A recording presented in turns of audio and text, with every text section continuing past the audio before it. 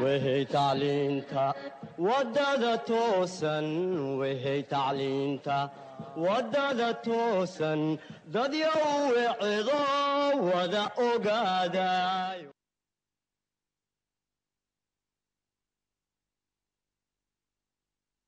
Bonsoir tout le monde, chers élèves, chers candidats. Au baccalauréat, à l'épreuve de philosophie, vous sont présentés 3 sujets au choix. 2 sujets de dissertation et un sujet d'explication de texte. Le candidat doit traiter un seul sujet. Je dis bien, le candidat doit traiter un seul sujet. Aujourd'hui, nous allons vous présenter la méthodologie de la dissertation philosophique. La philosophie, en tant qu'amour du savoir, de la sagesse, est la recherche de la vérité.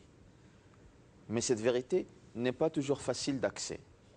Elle suppose un véritable travail de recherche. La philosophie s'interroge donc souvent sur les lieux communs, les opinions toutes faites, les prêts à penser, d'où la réflexion critique est exclue. En effet, ce qui est évident, normal, communément admis, est-il nécessairement vrai? La dissertation de philosophie est l'occasion de penser par soi-même. Elle est un exercice de réflexion, à la fois personnel, car le candidat engage sa responsabilité dans les propos qu'il est amené à tenir dans son travail. Informé, parce qu'à partir des connaissances acquises en classe ou par ailleurs, la copie doit être nourrie de références précises et pertinentes. Et enfin ordonnée, parce qu'il faut que la réflexion, pour être intelligible à un lecteur, soit progressive et rigoureuse, c'est-à-dire qu'elle est un point de départ qui est le problème proposé par le sujet et un point d'arrivée qui est la meilleure solution au problème. Voilà donc ce qu'on attend en gros du candidat. D'abord, qu'il comprenne la question, qu'il comprenne également le problème contenu dans la question, qu'il soit capable d'exposer de manière claire le problème à un lecteur, puis qu'il cherche des solutions possibles au problème, que ces solutions, par la suite, soient analysées. Et enfin, à partir de l'analyse, il doit présenter la meilleure, c'est-à-dire la seule solution valable au problème.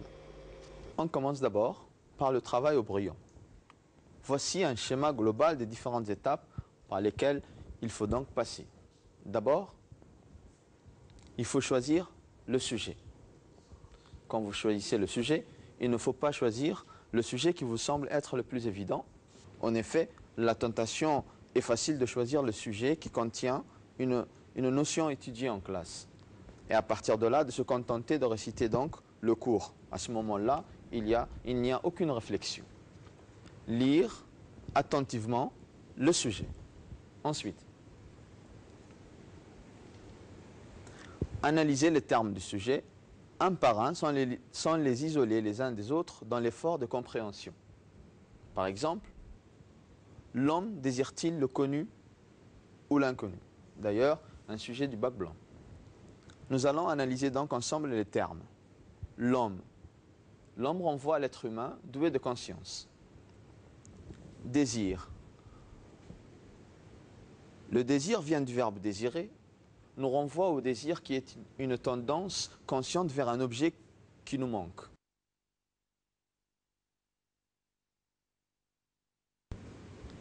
Le connu. Alors, le connu, ce qui nous est familier, qu'on a déjà vécu, dont on a aussi l'expérience. L'inconnu, c'est ce qui nous est étranger, faute d'études, d'expérience d'usage ou de pratique.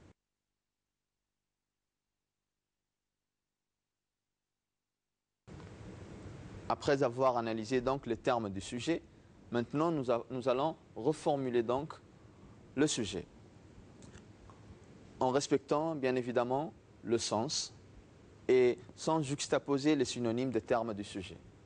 Par exemple, pour notre sujet, on peut donc vous proposer la reformulation suivante. Le désir de l'homme porte-t-il sur des réalités qui lui sont familières, accessibles, ou des réalités éloignées, ignorées? Après avoir donc reformulé le sujet, maintenant nous allons donc problématiser la question. Qu'est-ce qu'une question? Alors, il faut distinguer la question factuelle, pour laquelle une réponse est accessible, à partir de la simple observation des faits. Par exemple, quelle heure est-il? Alors, cette question ne pose pas problème. Et la question philosophique qui contient un problème. Qu'est-ce qu'un problème? Au quotidien, un problème, donc, surgit, s'impose à nous, lorsqu'un désir ou une intention est contrecarrée par un obstacle. Par exemple, je vais rentrer à la maison, j'ai perdu mes clés. Alors, on a un problème. Le problème n'est pas seulement que j'ai perdu mes clés, mais ce que je vais aussi simultanément rentrer à la maison. Il s'agit donc toujours d'un conflit entre le désir, une intention et un fait. Face à un problème, il faut trouver donc une solution. Quelle solution? Pas n'importe quelle solution, la meilleure solution. Alors, la meilleure solution, c'est-à-dire une solution qui règle le problème sans bien sûr poser d'autres difficultés. Alors, pour notre problème, nous allons voir ensemble les 3 différentes donc, solutions proposées. J'ai perdu mes clés. La première solution, c'est d'aller chercher et trouver les clés. La deuxième solution, c'est donc d'appeler un serrurier. Troisième solution, de casser la porte. Quand on regarde ces 3 solutions, on remarque qu'elles n'ont pas donc les mêmes valeurs. Voyez-vous, prenons la solution numéro 2. Appeler un serrurier, donc, va poser un autre problème. Quand on appelle un serrurier, il faut acheter une serrure, payer donc le serrurier. Voyez-vous, il y a encore un autre problème qui surgit. Troisième solution, casser la porte. D'accord, quand on casse la porte et après, il faut la réparer. Voyez-vous, donc, la première solution, qui est donc d'aller chercher et trouver la clé, semble la meilleure solution parmi les 3 solutions. En philosophie, le problème ne s'impose pas à nous. Il est posé par nous. La spécificité du problème philosophique tient au fait qu'il n'a pas pour enjeu de satisfaire un désir, contrarié par un obstacle réel, mais la découverte et la connaissance de la vérité. Par ailleurs, le problème philosophique n'est pas un conflit entre un désir et un fait, mais un conflit entre 2 propositions, entre 2 discours. Il se pose donc sous la forme de 2 propositions incompatibles, plus exactement sous la forme logique d'une contradiction. Alors, si on se résume, la question du sujet contient un problème. Et ce problème peut être résolu de 2 manières, à 2 solutions, qui toutes les 2 semblent vraies, mais qui sont entre elles contradictoires. Nous allons donc prendre un exemple. Vous avez donc une première thèse qui serait que l'homme qui désire a conscience de ce désir, sans quoi il ne pourrait même pas le nommer comme tel. Le désir se porte nécessairement sur un objet, et l'individu qui éprouve un désir de quelque chose semble devoir évidemment connaître l'objet de son désir. Autrement dit, mon désir est toujours désir d'un objet. Vous avez donc la deuxième thèse. Ici, la deuxième thèse, mais si le sujet cherche à savoir si on peut désirer l'inconnu, c'est-à-dire un objet qui n'existe pas, c'est que cela ne va peut-être pas de soi. En effet, lorsque mon désir est assouvi par la possession de l'objet désiré, il ne disparaît pas pour autant. Je désire toujours autre chose. Cela pourrait signifier que l'objet désiré n'est qu'un leurre, qu'à travers lui, mon désir vise autre chose d'inconnu. Bien, une fois que la problématique est dégagée, il faut passer donc à l'étape suivante qui est donc le développement. Et cela toujours au brouillon. On commence donc par analyser la thèse A, c'est-à-dire lui trouver une idée qu'il faut bien sûr argumenter, et il ne faut pas, attention, se contenter d'exposer. Dans ce cas, ce ne serait qu'une affirmation infondée. Ne pas hésiter bien sûr aussi à illustrer un exemple pour nourrir l'argumentation et ne pas hésiter à s'appuyer aussi sur une citation. Ensuite, on passe à une deuxième idée, toujours dans la thèse A, avec son argumentation et son illustration. Voilà par exemple un sujet sur le temps. Soit le sujet, tout s'en va-t-il avec le temps? Alors, ici, il ne s'agit qu'une idée pour vous faire comprendre comment procéder. Voici donc la thèse A. Le temps est destructeur. L'idée qu'il faut défendre ici est la suivante. L'homme est impuissant face au temps. Voici comment on peut présenter une argumentation. La mémoire ne permet pas vraiment de conserver le passé. D'abord, les souvenirs eux-mêmes deviennent vagues, confus et imprécis avec le temps. Surtout, le fait de se souvenir du passé n'y change rien. Que ressent-on quand on se souvient du passé? Au mieux, s'il s'agit d'un passé heureux, de la nostalgie. Avec le temps, la joie d'un moment présent s'estompe et se mue en un souvenir vague, une nostalgie, la tristesse liée au caractère passé. Et s'il s'agit d'un passé malheureux, je sais que le temps est irréversible et que je ne peux pas changer ce qui s'est passé, comme par exemple la mort d'un proche. Et ensuite, on peut illustrer. Si c'est moi-même qui ai commis une erreur ou une faute, j'en suis réduit au remords. Je souffre d'avoir mal agi sans pouvoir revenir sur le passé. Et on dit justement que je m'en mords les doigts. En bref, avec le temps, les bonheurs passés disparaissent et les malheurs sont irréversibles. Les souvenirs ne nous permettent sans doute que de souffrir un peu plus. Ensuite, on peut proposer une citation. Le temps produit nécessairement aussi une sorte de passion, écrit Aristote. Ainsi, nous avons l'habitude de dire que le temps consume, que tout vieillit sous l'action du temps, que tout s'efface sous l'action du temps. Mais non qu'on s'instruit ou qu'on devient jeune et beau, car le temps est en soi plutôt cause de destruction. Pour passer d'une idée 1 à une idée 2 de la thèse A, il faut une transition. Voici donc une transition que l'on peut proposer pour passer de l'idée 1 à l'idée 2. Cela dit, Aristote lui-même remarque que le temps ne détruit pas seulement. Il permet aussi aux choses et à nous-mêmes de naître et de se développer. Alors, ne doit-on pas aussi s'en réjouir? N'oubliez pas de proposer donc une transition pour passer d'une thèse à une autre. Ensuite, les deux thèses bien préparées au brouillon, il faut passer à la rédaction de votre conclusion qu'il faut faire en intégralité. Sur le brouillon, attention, ne pas laisser une copie sans conclusion. Voilà donc ce que comporte une conclusion. Elle comporte deux étapes. Premièrement, un résumé du parcours général du devoir. Vous allez rappeler donc les différentes étapes qui vont du problème du sujet à la solution et donc proposer clairement, en reprenant de préférence les termes mêmes du sujet, la meilleure solution, c'est-à-dire la solution adoptée pour régler le problème. Évitez de terminer le travail sur une nouvelle question. Votre tâche donc consiste à répondre à la question posée, non d'en poser en vain. Une fois que la conclusion donc est rédigée, il faut passer donc à l'étape de l'introduction. Bien sûr, toujours au brouillon. L'introduction comporte 4 ou 5 étapes. La première étape est une entrée en matière qui peut être une définition, seulement le concept essentiel, central qu'il faut définir dans le contexte de la question. Ou une opinion commune, une première réponse possible. Un proverbe, une citation issue de la littérature, de la poésie, de l'art, du chant. Un exemple de situation dans laquelle la question posée pourrait se poser.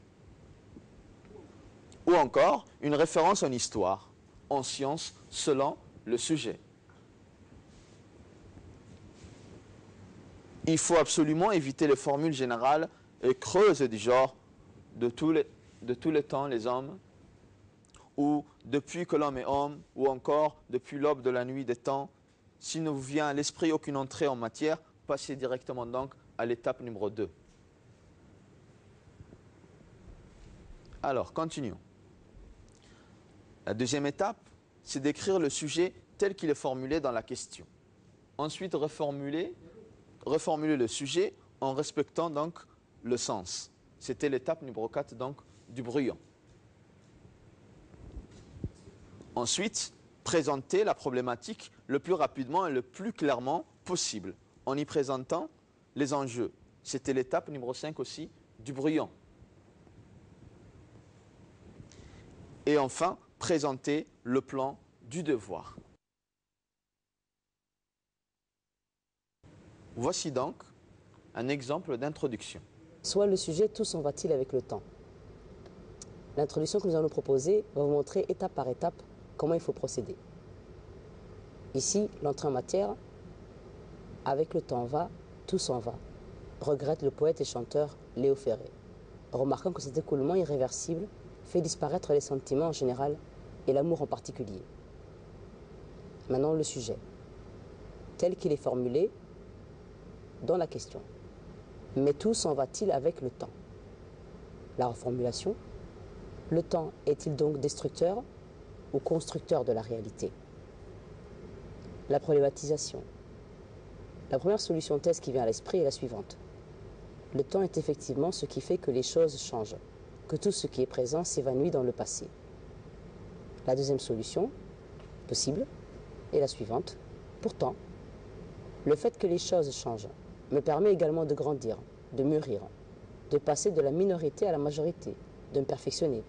Et c'est grâce au temps qu'on peut acquérir des connaissances, de l'expérience et de la sagesse. D'ailleurs, quand on est jeune, on a même tendance à vouloir que le temps passe plus vite. Voici donc comment on peut annoncer le plan. D'une part, donc, tout s'en va parce que le temps détruit et emporte tout avec lui.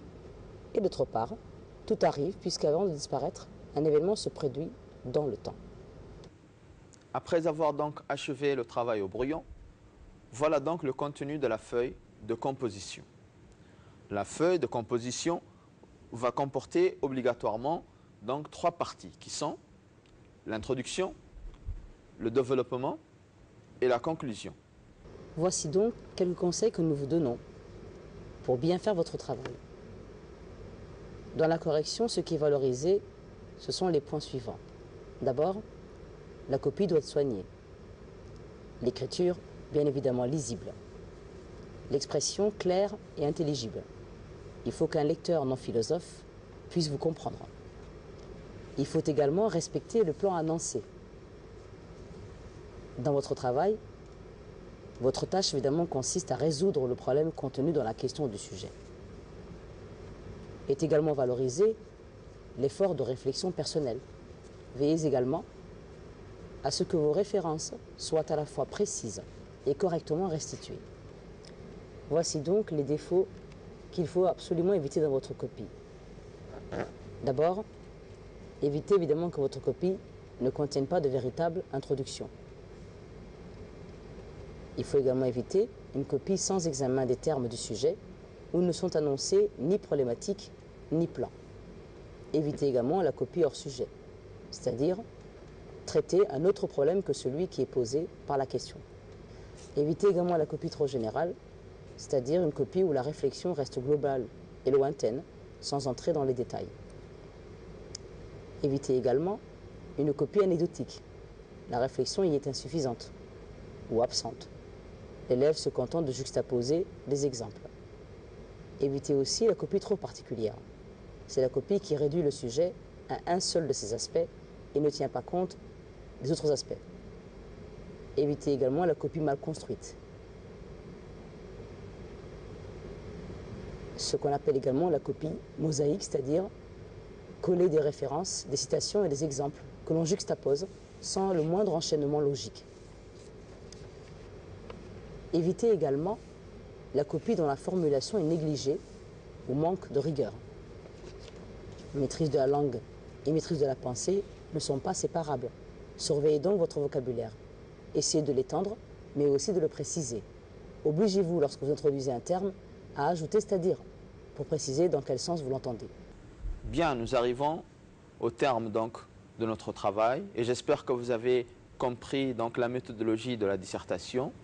Dans la prochaine séance, nous allons travailler sur des copies donc, des élèves, des bonnes copies et des mauvaises copies pour qu'on puisse vous montrer donc ce qu'il faut faire, ce qu'il faut éviter, donc appliquer tout ce qu'on vient donc de travailler aujourd'hui. Merci de nous avoir suivis et à la prochaine séance.